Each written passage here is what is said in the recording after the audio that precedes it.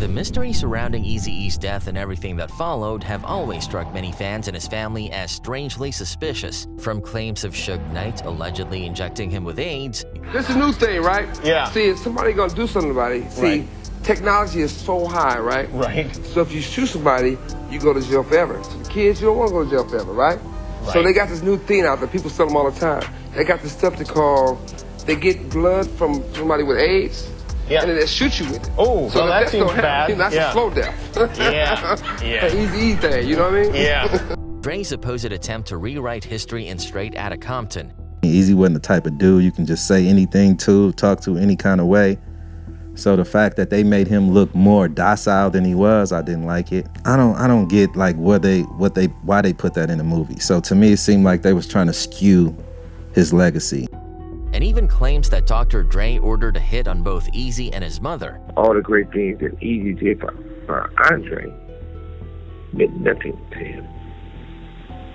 He wanted his man brutally dead, and he wanted his mother dead. Let's unravel the theories. One thing that has always bothered people, especially Eazy-E's son, Lil Eazy, is how Dr. Dre, Ice Cube, and the rest of NWA never showed up to his father's funeral. The only one who did was DJ Yella. DJ Yella, to this day, like I told you, been on the road with him. He handed this shovel for me, but he helped me put the first shovel of dirt on my father. According to Lil Eazy, Yella was the only person who truly stood by Eazy's family after his passing. He's really been in our life, you know what I'm saying, since Pops was gone. You changed my life, you feel what I'm saying? I would do what I can to make sure that your little one's life is all right. He helped Lil Eazy put the first shovel of dirt on his father's grave and continued to support them. I just want to see my little chain grow.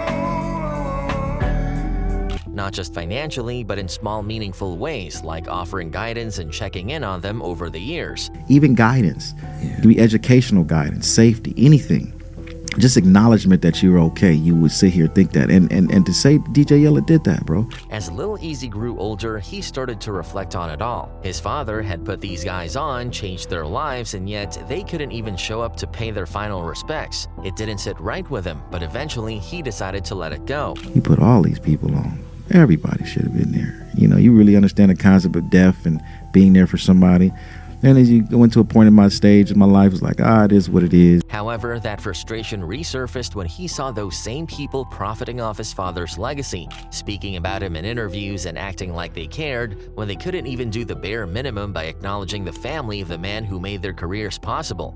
You see all these individuals exploit.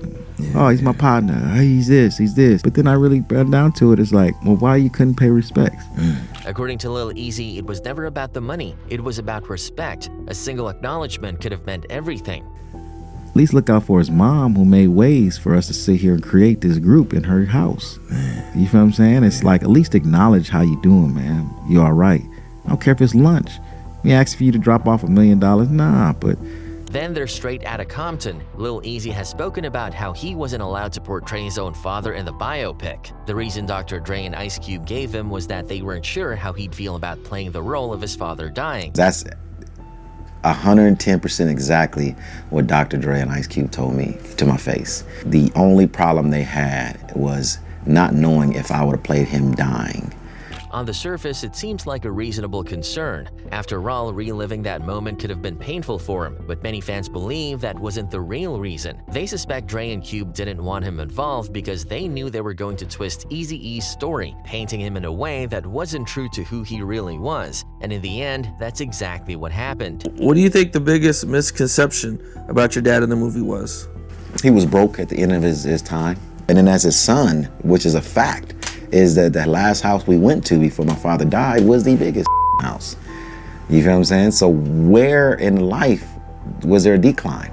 Beyond that, the mystery surrounding Eazy-E's death continued to raise eyebrows. Many people believe something about it was suspicious. Take, for example, Suge Knight's infamous remorseless joke during his 2003 appearance on Jimmy Kimmel Live. He casually implied that Eazy-E could have been injected with AIDS-tainted blood. This is a new thing, right? Yeah. See, if somebody gonna do something about it, see, technology is so high, right? Right. So if you shoot somebody, you go to jail forever. So the kids, you don't want to go to jail forever, right?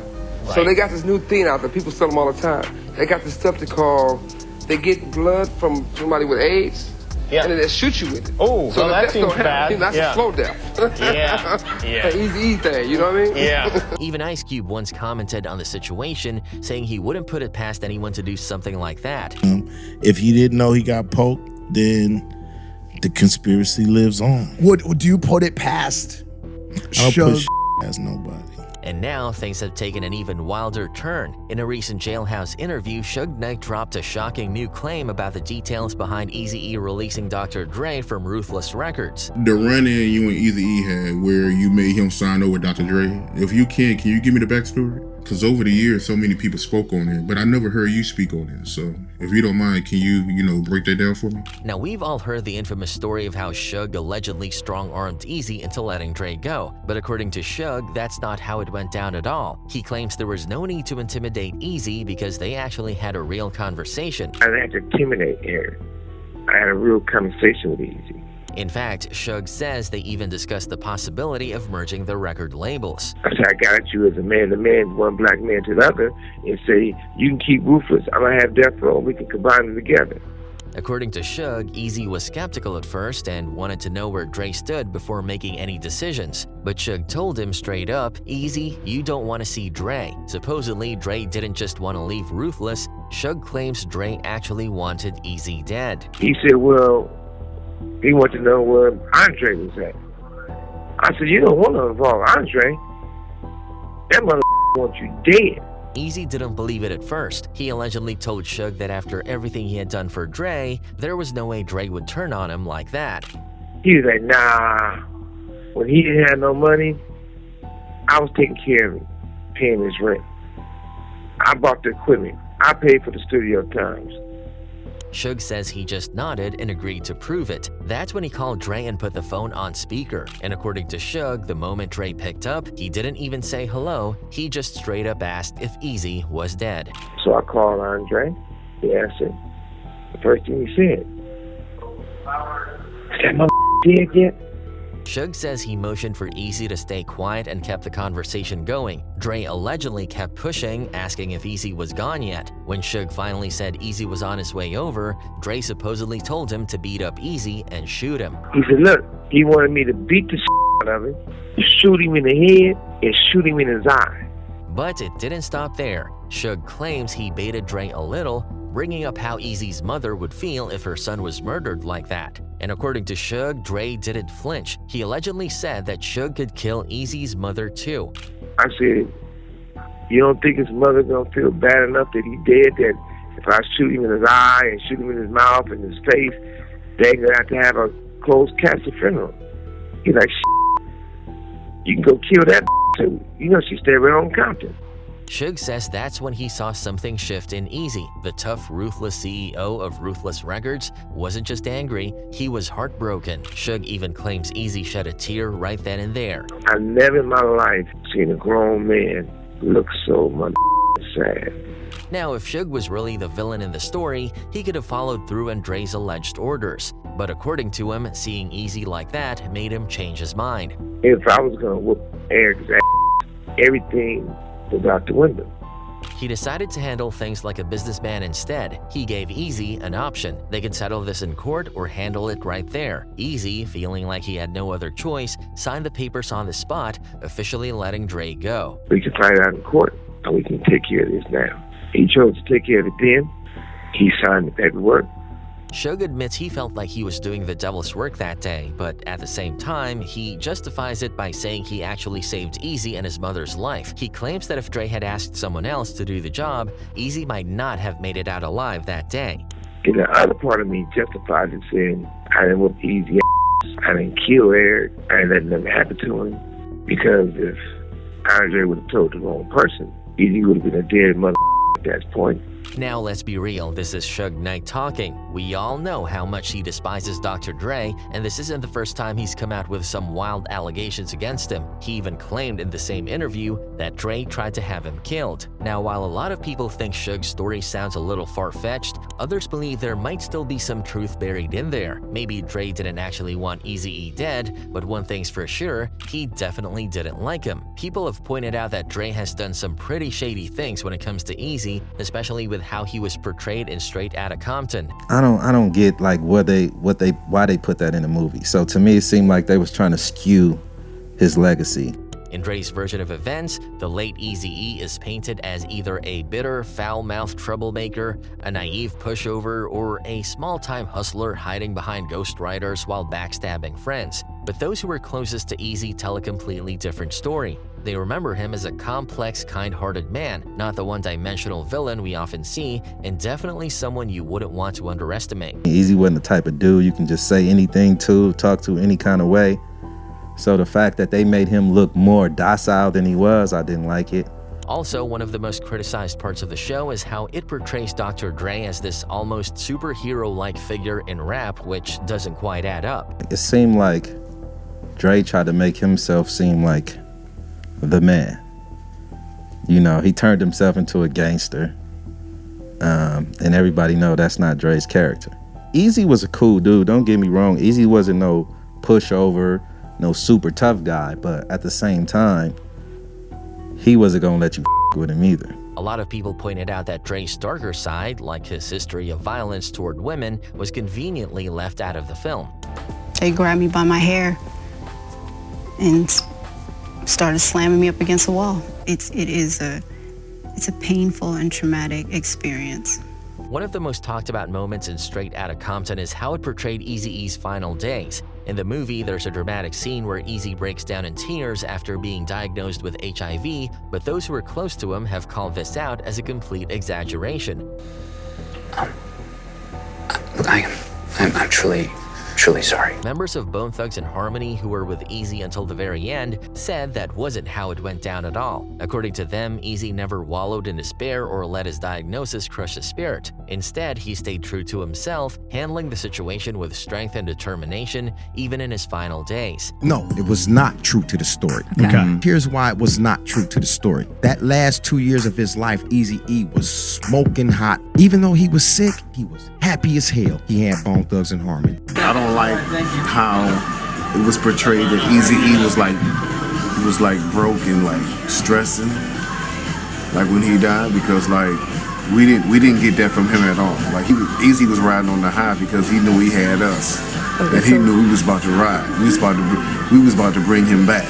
Now, of course, Eazy was sad about his condition. He was young, successful, and had so much to live for. Anyone in his position would feel some level of sadness, but the overly emotional portrayal in the movie didn't match what people close to him actually witnessed. It seemed like the filmmakers took some creative liberties to make the scene more dramatic and impactful for the audience, but in doing so, they painted a picture that didn't align with reality. Another glaring issue in the movie was the claim that Eazy was broke during his later years. The film shows him supposedly downgrading his lifestyle, moving into a smaller house, and struggling financially. But according to people like BG Knockout, this couldn't be further from the truth. The fact that they tried to make him look like he was broke, he bought weed and all this finna start slanging, all that bullshit. In fact, Eazy was anything but broke. His company Ruthless Records was worth hundreds of millions of dollars. He had a thriving bank account, the #1 group and album in the country, and multiple properties, not some downsized single house as the movie suggests. His company was worth hundreds of millions of dollars. His bank account was still flooded. He had Bone, he had the #1 group. You know what I'm saying? The #1 album, like. To put it in perspective, Eazy was worth about $50 million at the time of his passing, with Ruthless Records valued at $30 million. He had a collection of assets that include several homes spread across high-end areas like Norwalk, Topanga, Westlake, Calabasas, and Woodland Hills. His Woodland Hills property was especially luxurious, perched on a hill with stunning views and tucked away from the noise of city life. Eazy wasn't just about the money though, he was also a dedicated father who spared no expense for his kids. He reportedly spent over $20,000 a year per child on private Christian Montessori schooling and more than $50,000 a month on child support. On top of that, he went all out for birthdays, designer clothes, jewelry, and the latest toys. According to his son Eric Jr., they even spent quality time together playing Sonic the Hedgehog. Beyond being a father and a rapper, Eazy was a businessman with an eye for opportunity. He was involved in several ventures, from creating a comic book series called The Hood with Rob Liefeld, the co-creator of Deadpool, to developing speakers called Eazy-E's Bass Shakers. He also had plans for a video game, a screenplay titled Smiling Faces, and even opening a film studio. In 1994, he started the Ruthless radio show on K-Day's 92.3 The Beat, which quickly became a hit, topping its time slot. According to FBI files, Ruthless Records was making over $10 million a month in revenue around the time of Eazy's death in 1995. The label became the first independent record company to outsell major ones.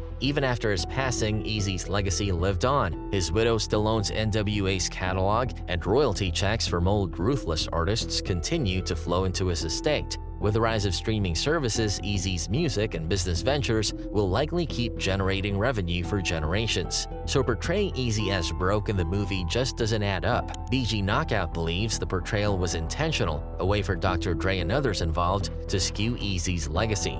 All his kids, aside from Tamika's child, who they had together, don't financially benefit at all. They don't from at this all. estate.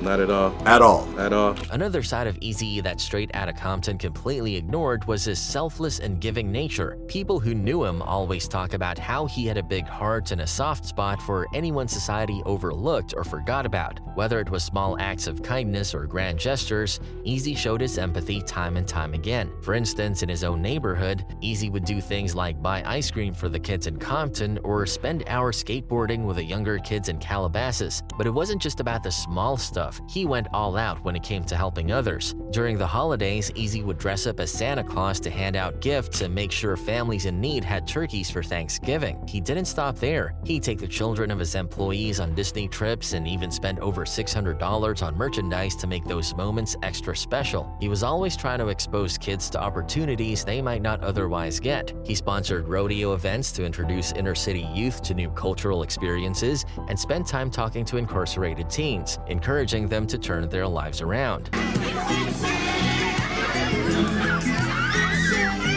you think this is an achievement for all the inner city kids to be here?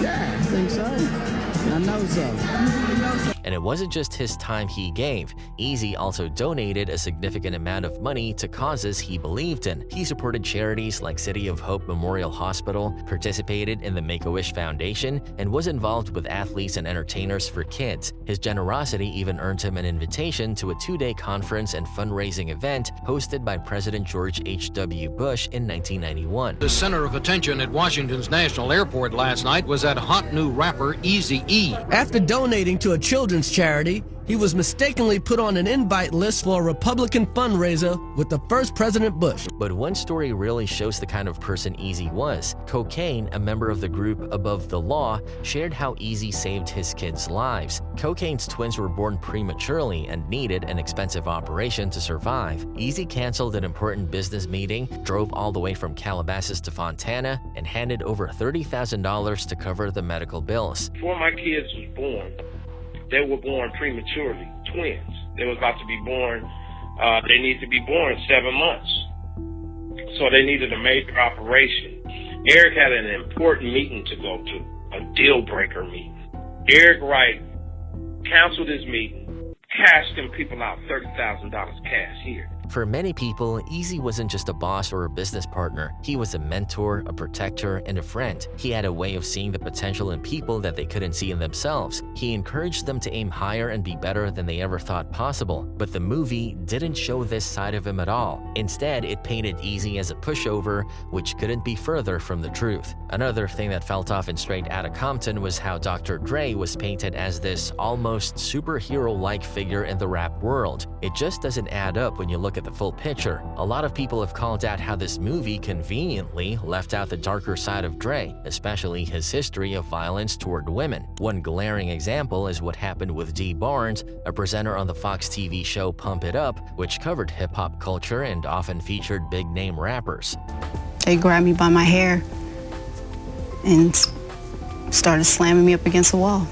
By the time the Ice Cube drama kicked off, Dee had already interviewed NWA several times. She was familiar with the whole crew and had covered them on her show for years. Ice Cube of NWA will be hanging out with him and all his homies at his house. We'll be back after these commercials or breaks or cuts or whatever. Whatever. Don't go anywhere. But once Cube left, things shifted. NWA responded by dissing him hard on their track 100 Miles and Runnin', making it clear they weren't just going to let him walk away quietly. According to Dee Barnes herself, when she got the group back on Pump It Up to talk about their latest moves, the energy was tense from the start. Every question she asked led to a jab at Ice Cube, and it got so heated that the production team had to edit out some of the harsher parts just to make the interview airable. But here's where things took a turn. When the episode finally aired, it included not only the NWA interview, but also another clip filmed earlier on the set of Boys in the Hood with Yo-Yo, who was Ice Cube's friend and collaborator. Unexpectedly, Ice Cube crashed the interview